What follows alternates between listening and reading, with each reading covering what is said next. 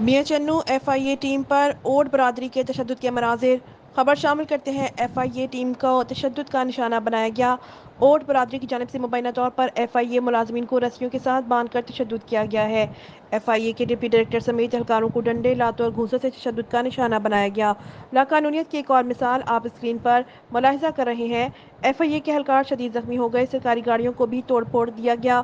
سرکاری افسران کے ساتھ ساتھ سرکاری گاڑیاں بھی نہ چھوڑی گئیں۔ میاں چنو ایف آئی اے کو ریڈ کرنا مہنگا پڑ گیا۔ خبر شامل کرتے ہیں ایف آئی اے ٹیم کو تشدد کا نشانہ بنایا گیا۔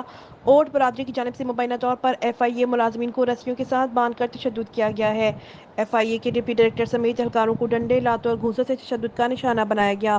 لاقانونیت کی ایک اور مثال آپ اسکرین پر ملاحظہ کر رہے ہیں۔ ایف آئی اے کے اہلکار شدید زخمی ہو گئے، سرکاری گاڑیوں کو بھی توڑ پھوڑ دیا گیا۔ سرکاری افسران کے ساتھ ساتھ سرکاری گاڑیاں بھی نہ چھوڑی گئیں۔ میاں چنو ایف آئی اے کو ریڈ کرنا مہنگا پڑ گیا۔